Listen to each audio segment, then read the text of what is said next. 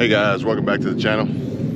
Today I am coming from Okaloosa Island, and we're here at Anglers and the Crab Trap, and I don't know what else is over here. I'm actually walking through the volleyball court here.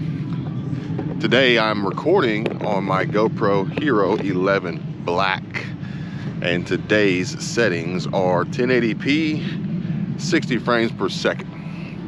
And we are on linear horizon lock. Man, it's a beautiful day.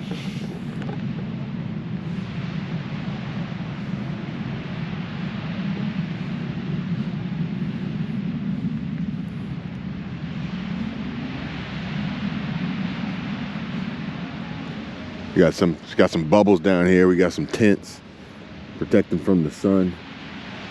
And so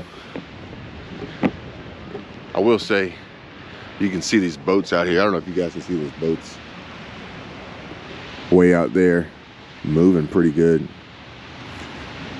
We need to get our offshore training so we can take out a boat in the Gulf and not be limited to the bay and the intracoastal. Perhaps I'll bring you guys along for that. But today I wanted to bring you guys some information. Number one, about the GoPro. The GoPro in these settings is because I'm trying to see how long I can record without it getting too hot and shutting off.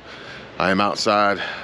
Granted, it's like 60 something degrees, but the sun is hitting me directly.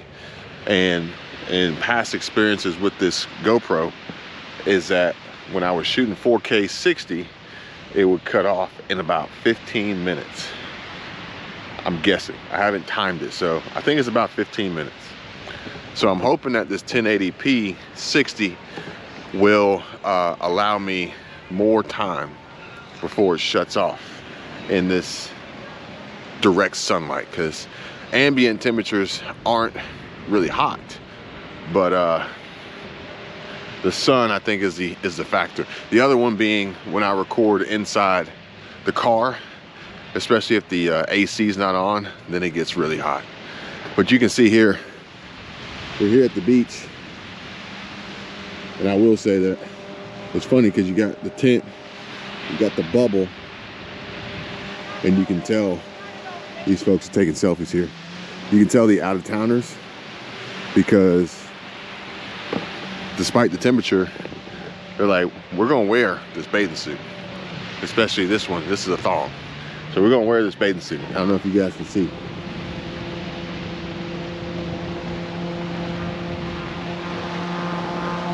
There's the jet skis.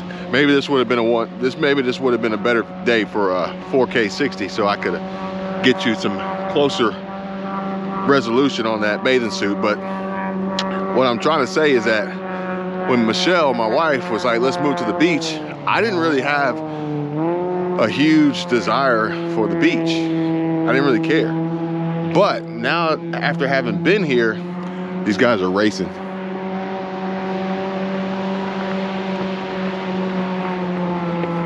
Now, after having been here for a while, I understand it more, I get it more, and also off season, like January, today's January 26th, I believe, 27th, I can't really see.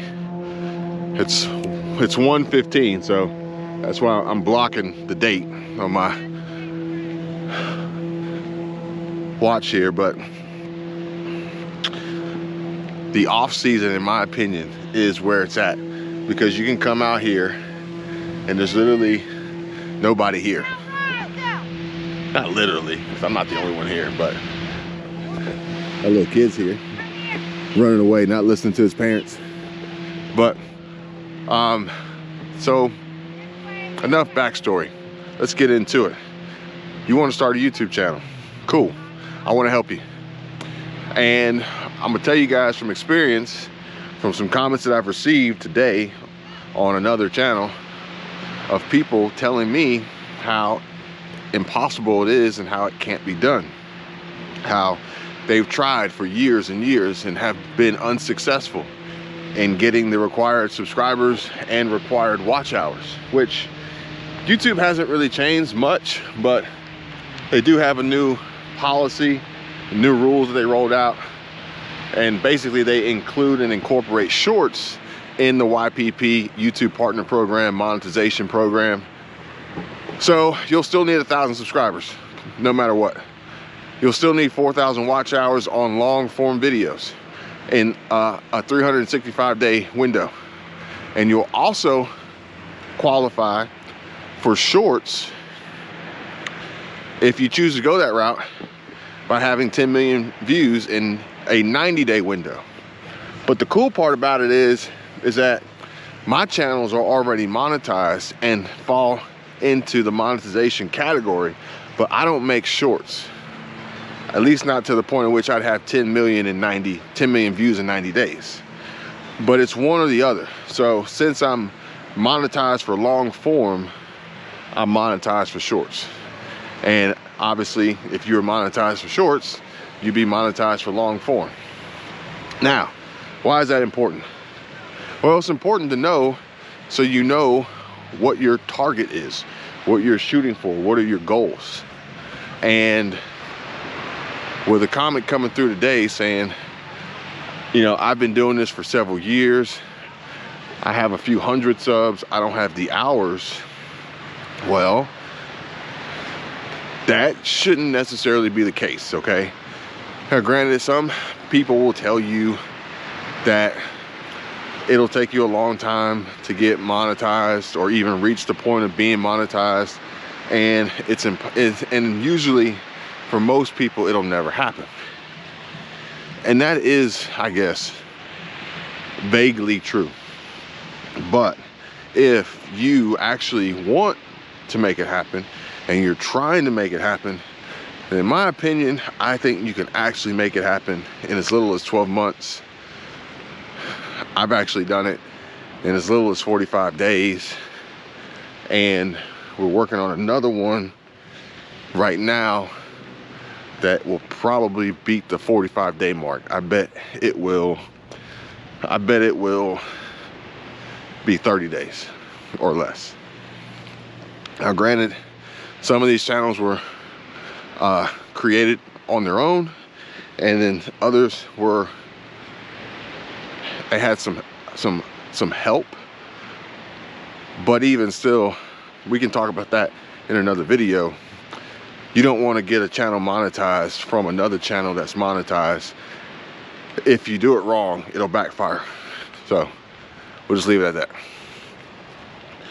So with the comment that I received telling me how it was impossible to get this done. All right, so now we're at sea spray. We're at sea spray. So it's my understanding that these private beaches basically mean that they don't want you setting up here, setting up chairs and umbrellas, but the beach is the right of way and nobody really owns it, so they can't prevent you from walking on it. That's how I understand it. At least it's how it was explained to me. But the beach does offer some pretty cool scenery and calming sounds for a walk. If you just want to walk and talk. Creating a YouTube channel, by the way, folks. I haven't actually done it. I incorporated it in some of my channels, but I haven't actually done it. Not a bad idea for people walking the beach making content. Oftentimes you'll run across something pretty cool that'll help your video go viral, if you know what I mean. So, yeah, check this out.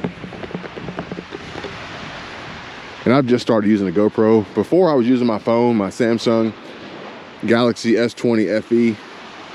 Now I've moved on to the GoPro. I've got a Sony ZV-1. I never pulled the trigger on getting my Sony a7S III. I'm not sure if I will, but those are the cameras that I use on a regular basis. And the reason why I do is because the ZV-1 was to get improved quality. But my Samsung S20 FE does a really good job. But I also sometimes want to record while using my phone. So if I'm recording with my phone, I can't use my phone. So, but then over time, the ZV-1, it's honestly, in my opinion, one of its biggest flaws is the battery life, which is terrible. So I bought extra batteries and things like that, but it's still not my first choice for a long day. So the phone is usually the go-to. But I did pick up a GoPro Hero 8 Black because I wanted the stability features built in, and I was shooting some car videos and I wanted to be able to mount it to the car and things like that. But now that I'm doing more of a vlogging style setup from time to time, I went ahead and grabbed this 11 because it's got the screen on the front, and it just makes it easier. So that's how we evolved to the 11. And they all have their place, they all have their purpose. And it sometimes just comes down to, sometimes I just feel like shooting with one versus the other. That's all it works out to. But I will say that the Hero 11 Black GoPro with this endurance battery lasts pretty long. Plus, I got the creator pack, and if I really wanted to, I could run the handle that has extra power built into it that charges the GoPro while you're using it. Or I'm actually using a different GoPro handle now because it reaches out further. It's got 3 hinges on it, so I use that pretty often. I just like it better because I can do that. I can get a longer reach, and I like that sometimes. But I could also get the extended battery. I just order from Amazon and attach it, and it's all it is a power station. It's a power brick, that's all it is. So anyway, that's where I'm at as far as equipment. But if you want to get started, if you're serious, the only thing you really need is to make videos. Use whatever you got, okay? Don't let not having a $6,000 camera and lens setup and a crane, zoom, gimbal rig preventing you from making content. Because what it comes down to, and you'll see, is the story behind what you create more so than how you create it. However, content can be created without a camera. And I mean, it's simple as PowerPoint presentation or Canva or story blocks. You guys get the idea, right? So the comment comes through and it says, I've been doing this for a while. I'm not making any progress. It can't happen. And this is kind of like business. And I look at business, it's like, well, not every business is going to. He's doing some metal detecting on the beach. I wonder what he's gonna find. Probably find a bottle cap. But not every business is going to succeed. You can go out, you start a business, you get a LLC set up, you get a business license, you can get a storefront, get some employees, do some marketing, advertising, try to drum up some business, but there's no guarantee that the business is going to succeed. Same with YouTube. But there are things you can do that can ultimately help your business succeed or hurt your business and prevent it from succeeding. So you can see here the tourists. I was telling you, I'm in a hoodie and some sweats, and granted I might be a little overkill right now, but you can see that he's got jeans and a flannel shirt. And this guy, he's got long shirt, pants, but yeah, it's a little different. So basically what happens is, when you're not from, I'm gonna say from, because I'm from New York, but lived in Georgia and spent a lot of time in the South, odds are when you come from a colder northern climate, you get to the beach, no matter what season it is, you're going to take advantage of the beach and the weather and the water and bathing suits and things like that. So that's just, to me, a clear indicator. Also the lack of tan. So homeboy was white, like loose leaf paper white. So, but it's all good. Come down here, have fun. I think he put on some sunblock, which is cool, because if not, you're gonna have a rough day. You're gonna have an unwanted souvenir. A lot of birds. So, but the thing is I don't know if you guys ever seen Grant Cardone, but he's got some videos up, and basically it's a challenge for him to start $1 million business from zero with no help in like 30 days. And that's how I look at YouTube channels, is if you know how to do it right, it won't take years. You can get it done pretty quickly and effectively. And what most creators, I'll tell you what, I'll change this description and say, some people upload videos and they have a channel, but they're not creators. So if you upload videos and you have a channel and you don't consider yourself a creator, you know who you are. That's probably why you haven't gotten monetized. But if you consider yourself a creator, then most creators, in my opinion, can figure it out pretty quickly. And what most people don't realize, and this is what I do. First time I look at somebody's channel and they tell me that they can't get subs, they can't get the views. First thing I do is I go to their video tab, I'll click on popular, and I'll just see what video they got that's the most popular, how many views does it have, especially how many views in comparison to how many subs. Because if you got 100 subscribers and you got a video with 30,000 views, that's telling you something. 3,000% more people wanted to see this video than are subscribed to your channel. Why are they not subscribed to your channel? Well, because your channel doesn't have that video to be subscribed to. So YouTube, what it does, the algorithm tells you what kind of opportunity is providing for you as a creator. So oftentimes creators ignore it. They don't think much of it, or they say, that's not what I want to make a channel about.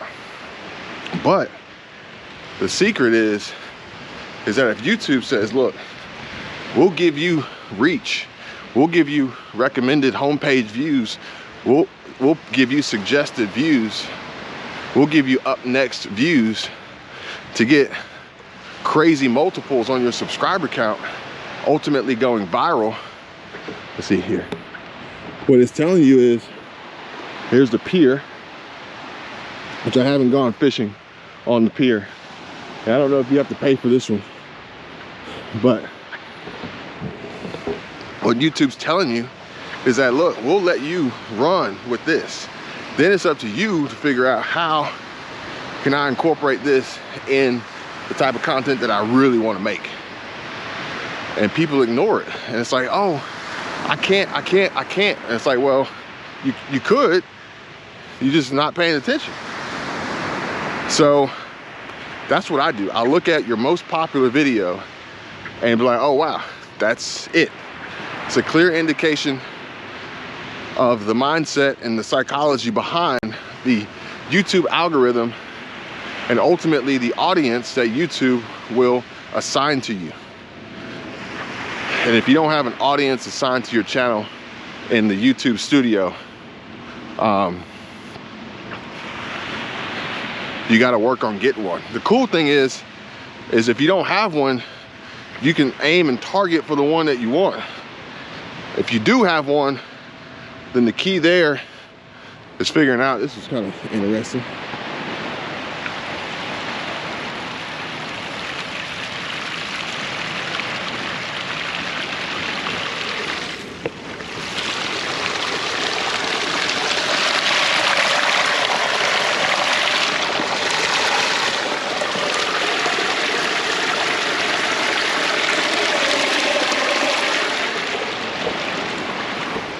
Yeah. Never saw that before. So the key is, if you do have an audience and you're saying, well, my views are going down, well, then that means you need to reevaluate your audience, their viewing patterns, what interests them, and the YouTube algorithm as a whole. And it's, it's just like business. Businesses are going through an intense and extreme evolution right now. And if businesses are ignoring the changes, the hints that the market's giving to them, then it's likely that these businesses will not succeed. Despite however well that they've done in the past, these businesses are unlikely to continue to have success as the market changes.